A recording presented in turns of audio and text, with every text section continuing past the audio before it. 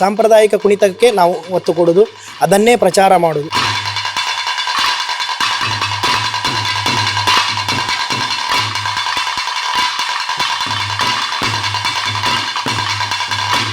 ಕೃಷ್ಣನಗರಿ Udupi Shrikrishna Janmashtami ಸಂಭ್ರಮಕ್ಕೆ ಸಜ್ಜಾಗುತ್ತಿದೆ. September 4ರಂದು ಅರ್ಘ್ಯ ಪ್ರದಾನ ಹಾಗೂ September 5ರಂದು Vitla Pindi ವೈಭವ ನಡೆಯಲಿದ್ದು ಸಾವಿರಾರು ಭಕ್ತರು ಉಡುಪಿಗೆ ಆಗಮಿಸುವ ನಿರೀಕ್ಷೆ ಇದೆ.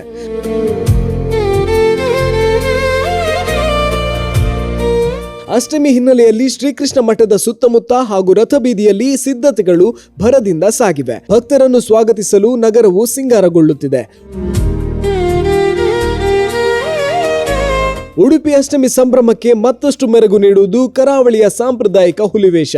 ರಥಬೀದಿಯಲ್ಲಿ ನೂರಾರು ಹುಲಿವೇಷ ತಂಡಗಳು ಹೆಜ್ಜೆ ಹಾಕಲಿದ್ದು ಈಗಾಗಲೇ ಕೆಲವು ತಂಡಗಳು ತಾಲೀಮು ಆರಂಭಿಸಿವೆ. ಹುಲಿವೇಷ ಸೇವೆಗೆ ಹೆಸರುವಾಸಿಯಾದ ಇಷ್ಟಸಿದ್ಧಿ ಶ್ರೀ ಮಹಾಲಿಂಗೇಶ್ವರ ತಂಡ ಕೂಡ ಅಷ್ಟಮಿಗಾಗಿ ಸಜ್ಜಾಗುತ್ತಿದ್ದು 11 ಹುಲಿವೇಷ ಸೇವೆಗಳನ್ನು ನೀಡಲು ಸಿದ್ಧತೆ ನಡೆಸಿದೆ.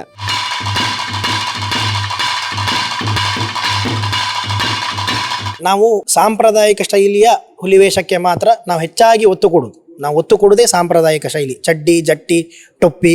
ಹಾಗೆ ಕುಣಿತ ಕೂಡ ಸಾಂಪ್ರದಾಯಿಕ ಕುಣಿತಕ್ಕೆ ನಾವು ಒತ್ತು ಕೊಡೋದು, ಅದನ್ನೇ ಪ್ರಚಾರ ಮಾಡೋದು, ಅದನ್ನೇ ಮಕ್ಕಳಿಗೆ ಕಲಿಸಿಕೊಡೋದು.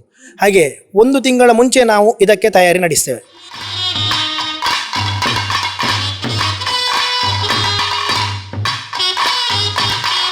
ಅಷ್ಟಮಿ ಜನ್ಮಾಷ್ಟಮಿಗೆ ನಾವು 1 ತಿಂಗಳಿಂದನೇ ಪೂರ್ವಭಾವಿಯಾಗಿ ಮಕ್ಕಳನ್ನು ತಯಾರಿಸುವುದು, ಅದಕ್ಕೆ ಟೊಪ್ಪಿ, ಜಟ್ಟಿ ಎಲ್ಲ ಅದರ ಇತರೆ ಕೆಲಸಗಳೆಲ್ಲ 1 ತಿಂಗಳಿಂದ ನಾವು ಮಾಡ್ತೇವೆ. ನಮ್ಮ ತಂಡದಲ್ಲಿ 30ರಿಂದ 35 ಜನ ಹುಲಿವೇಷಧಾರಿಗಳಿರ್ತಾರೆ.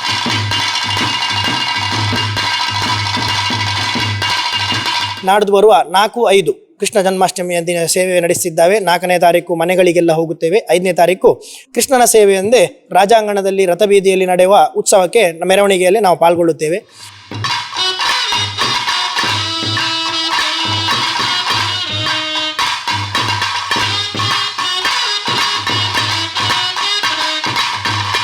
ನಾವು ನಮ್ಮ ಸಾಂಪ್ರದಾಯಿಕ ಉಳಿಬೇಕು ಹೇಳ್ಕೊಂಡು ನಮ್ಮ ಸಾಂಪ್ರದಾಯಿಕನ್ನೇ ನಾವು ಪ್ರಚಾರ ಮಾಡ್ತಾ ಇದ್ದೇವೆ, ಅದನ್ನೇ ಬೆಳೆಸ್ತಾ ಇದ್ದೇವೆ, ಮಕ್ಕಳಿಗೆ ಅದನ್ನೇ ಕಲಿಸ್ತಾ ಇದ್ದೇವೆ. ಮುಂದಿಗೆ ಪೀಳಿಗೆಗಳಿಗೆ ಎಲ್ಲರಿಗೂ ಈ ಸಾಂಪ್ರದಾಯಿಕ ಹುಲಿ ನಶಿಸಿ ಹೋಗಬಾರ್ದು, ಎಲ್ಲರಿಗೂ ಗೊತ್ತಿರಬೇಕು. ಇದರ ಜೊತೆ ಮಠದಲ್ಲಿ ಕೃಷ್ಣವೇಷ ಸ್ಪರ್ಧೆ, ಹುಲಿವೇಷ ಸ್ಪರ್ಧೆ ಸೇರಿದಂತೆ ವಿವಿಧ ಸಾಂಸ್ಕೃತಿಕ ಕಾರ್ಯಕ್ರಮಗಳು ನಡೆಯಲಿದೆ.